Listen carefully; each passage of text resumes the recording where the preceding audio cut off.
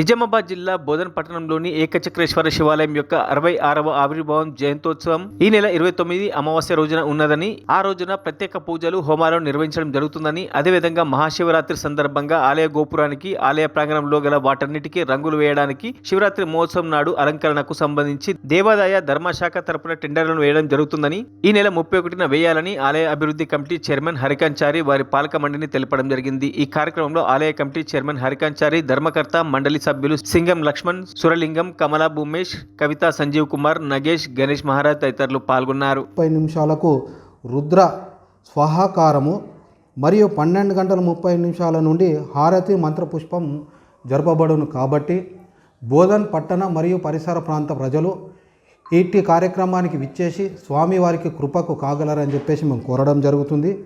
ఇంకొక విషయం ఏంటంటే ఆ రోజు ఉదయాన్నే స్వామివారికి అభిషేకాలు మరియు ఇతర కార్యక్రమాలు ఉంటాయి. కాబట్టి మరియు మధ్యాహ్నం కూడా వారికి అన్నదాన భోజన కార్యక్రమం కూడా ఏర్పాటు చేయడం జరిగింది. కాబట్టి ఇట్టి కార్యక్రమాన్ని ఆయన జన్మదిన సందర్భంగా అందరూ విచ్చేసి స్వామివారికి కృపకు ఆశీస్సులు కావాలని చెప్పేసి పాలక కమిటీ ద్వారా మేము కోరుచున్నాము. మనము ప్రతి సంవత్సరము ఏర్పాటు చేయబడుతున్న ఇదేంటి మహాశివరాత్రి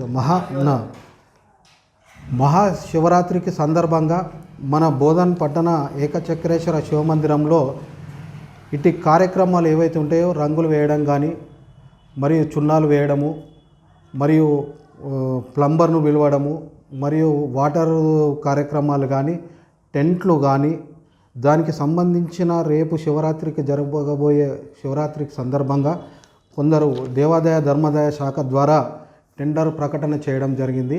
దాంట్లో భాగంగా ఈ నెల 31వ తారీఖు టెండర్ కార్యక్రమాలు ఉంటుంది. కాబట్టి దీనికి సంబంధించిన ఏవైతే ఉన్నాయో దేవాలయములకు, ఉప ఆలయాలకు, సాలారముకు, గుడి గోపురానికి, నవగ్రహ మండపానికి, కళ్యాణ మండపములు, అన్నదాన హాలు, బయట కార్యాలయాలు, బయట లోపల ప్రహారీ గోడ, బయట కళ్యాణ మండపము, బాత్రూములు, డోర్లు పాలిషు, రాజగోపురము, వర గేట్లకు ఈ కలర్లు వేయడం జరుగుతుంది. మరియు క్యూ లైన్లు, బారికేడ్లు, పెళ్లి పందిరి దీనికి సంబంధించినవి కూడా టెండర్లు ఆహ్వానించడం జరిగింది. మరియు లైటింగు, సౌండ్ సిస్టమ్ దీనికి కూడా ఈ దేవాదాయ ధర్మదాయ శాఖ ద్వారా టెండర్ పెట్టడం జరిగింది. అయితే 31వ తారీఖు రోజు ఈ టెండర్ ప్రకటన ఉంటున్నది. కాబట్టి 12 గంటల లోపు ఎవరైతే కొటేషన్స్ ద్వారా దేవస్థానానికి మీరు ఎవరైతే వస్తారో వారికి తక్కువ ఉన్న టెండర్కు వాళ్ళకు ఇవ్వడం జరుగుతుంది. కాబట్టి ఈ టెండర్లో అధిక సంఖ్యలో వచ్చి ఈ కార్యక్రమాన్ని మీరు ఏదైతే టెండర్లు పిలుస్తున్నామో వాటిని పరిపూర్ణంగా చేయాలని చెప్పేసి దేవాదాయ ధర్మాదాయ శాఖ ద్వారా మేము పాలక మండలి మీకు చెప్పడం జరుగుతుంది.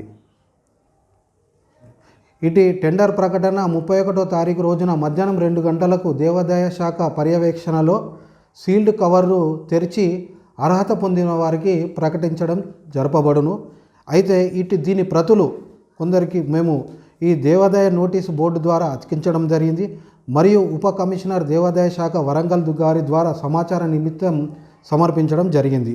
మరియు కలెక్టర్ ఆఫీసులో కానీ, బోధన్ మున్సిపాలిటీలో కానీ, మండల ఆఫీసులో కానీ ఈ టెండర్ ప్రకటన అన్ని ఈ ప్రతులను అక్కడక్కడ అతికించడం జరిగింది. దీన్ని చూసుకొని కూడా అర్హులు చేయాలని చెప్పేసి కుతూహలతో ఉన్నవాళ్ళు ఈ కార్యక్రమం టెండర్లో రావాలని చెప్పేసి పాలక కమిటీ ద్వారా మేము చెప్తున్నాం. ఓం నమః శివాయ. మరిన్ని అప్డేట్స్ కోసం మా ఛానల్ని సబ్స్క్రైబ్ చేయండి.